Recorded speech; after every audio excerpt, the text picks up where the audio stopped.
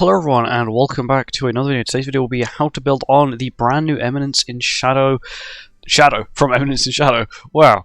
Yeah, he's pretty good. He does have a few flaws, but once again, it can all technically be worked around, which is pretty good. So his substats, his main stats are okay. If you have 6'6", perfect HTB defense, everything is about 75,000. Of course, that is with the deer and the bird upgrade on the relic. I currently only have the bird upgrade, don't have the deer upgrade yet on Shadow. But his substats aren't too bad. 105% pierce rate, it's okay. 81% resistance is pretty standard. 122 crit chance is decent. It's like basically standard for meta characters nowadays to have about between 110 and 130-ish. 251 crit damage is really good for a non-crit base, for a attack crit character. It's pretty good. 89 crit res, really low. For a brand new character that wants to be out there and wants to be meta, that's really low. 124 crit defense does make up for it quite a bit, and 19% lifesteal is pretty good, especially for a human character, because normally humans don't get the most lifesteal.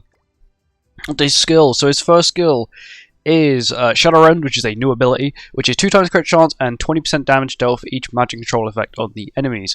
So that's a debuff he applies to the enemies. It can stack up to, I think, 5 times is the max, so you can get 100% damage increase on a 2 times crit chance skill.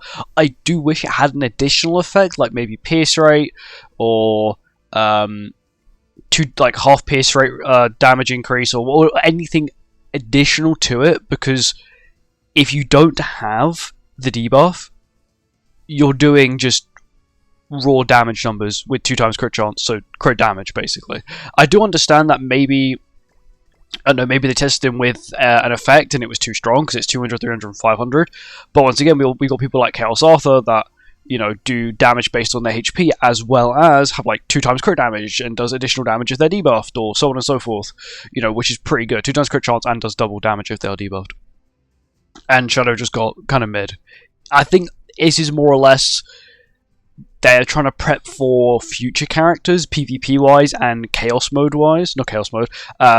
Hero Arena. So that is the reason why I feel like he's been given the kit he's been given is to be able to compete in not player versus player content, but it sort of is. So PvP as well as Chaos, not Chaos, PvP Arena. So Chaos or whatever. Call it Chaos mode. Hero Arena, that's what it's called. And he's got the standard Flood Infect that now every character seems to get. So it seems like they've completely changed Infect. It seems like there'll be no old Infect skills, so each Infect skill will have Flood as well. It does make sense. It means that Flood skills can now deal a nice chunk of damage, especially if the character's built up or they've maxed out their passive. You can really see the difference between Flood and no Flood, because an 80% damage increase on an AoE skill is pretty good, and it means that a character has another source of damage apart from just having a support skill and a damage skill. This is a support skill, but it can also double up as an AoE damage skill. His ultimate, once again called I Am Atomic, applies fluidity on the hero for 2 turns, then applies magic control on all enemies, and inflicts Shadow Rend damage equal to 420% of attack. And then standard Shadow Rend damage. So if you're 1/6, you apply 0 magic control effects. If you are 2/6, you apply 1 shadow control effect, so magic control. And if you are 3/6, you apply 2, as you can see here. If you're 4/6, you apply 2. If you're 5/6, you apply 3. And if you're 6/6, you apply 4. The cap is 5, and he passively applies one every time he attacks. So having 4, the max stacks is 5. Playing the ultimate, you just add an additional 1, so it ends up being 5. For example, mine applies 2. It actually applies 3 because he applies 1 when he attacks anyway. So it's still pretty decent. This is basically a 60% damage increase for each on the enemies. So it's not just on the one character, it's on the entire enemy team. So I guess technically you can get, with the single target, a better damage output if more enemies have got it. Once again, in PvE, this is not going to be useful at all. Passive, he does have I don't even know. This is an entire book worth of just passive. So the basic stats of applicable allies are increased by 5% for each one participating in a battle. It is humans and fairies, which is pretty good. It means he works quite well with the other Shadow Guardian characters.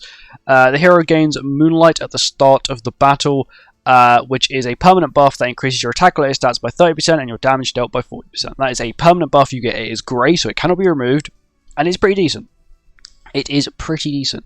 Magic control effects are applied to attackers equal to the number of allies that take damage, so sort of like Hell's ability, Dark Hell. from quite a while ago. From skills during the enemy's turn, all the targets whenever the hero uses a skill. It'll also last for 2 turns as well. So, magic control is 15% less damage to AoE skills, and it's also, once again, a form of corrosion like hell. Which is pretty... it can remove 20% your remaining health, which is pretty decent. It doesn't...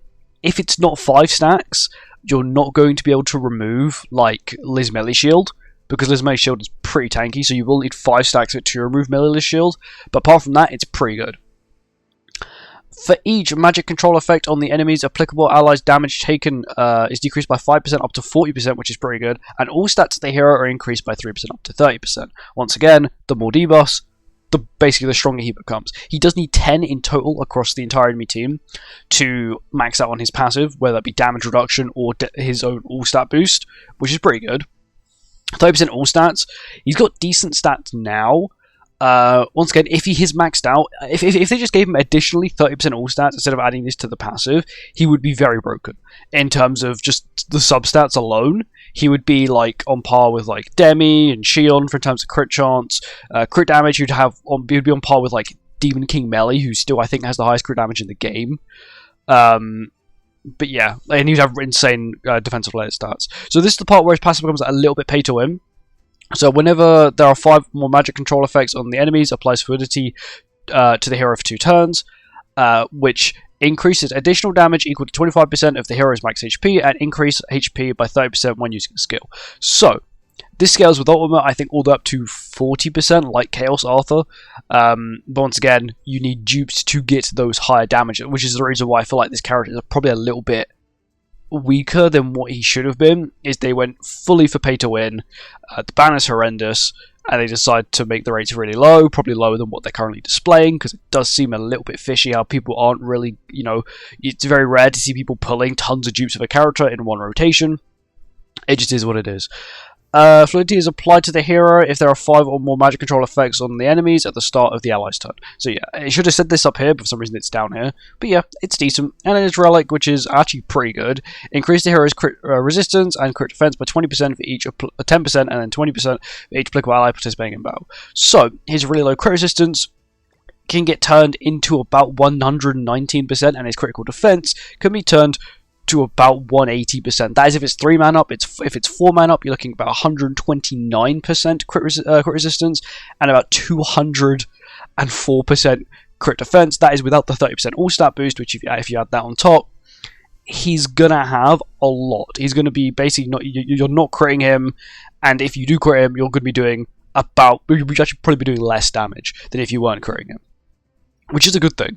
But once again, I feel like his kit is very much designed, so you want to run, of course, because he's HP based, you want to run HP defense. He increases his own stats, he increases his own attack related stats, turn 1, his damage dealt, all that kind of stuff, so you sort of just want to solely focus on giving him HP defense so he can tank.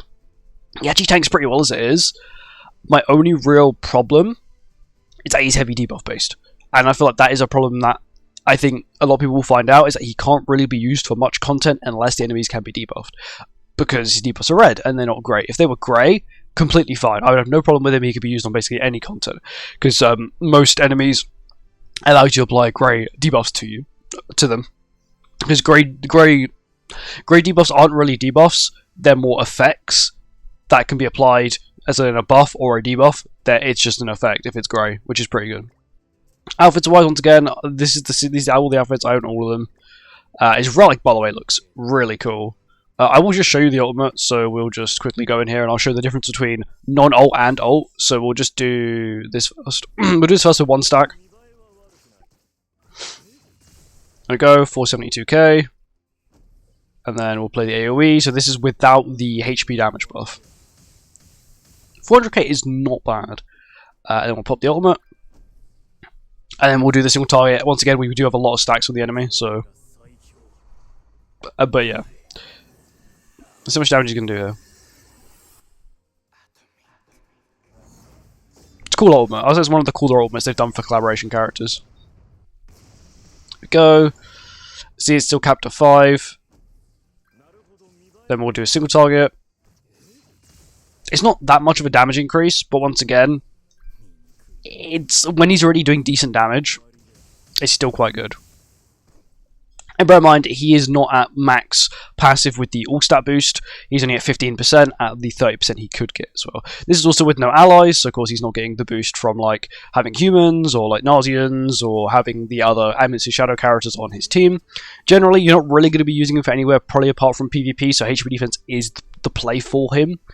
Anything else, not really worth it. Attack crit, no, seems because a lot of his passive is sort of based on, you know, boosting his HP, then increasing his damage by his HP. He is just sort of like a version of Chaos Arthur, of course, without the insane CC. He's also the same typing, and they both have Flood, or Infect skills to some degree. But anyway, that's it. Thank you for watching. I hope you guys enjoyed, and I'll see you in the next one. Goodbye.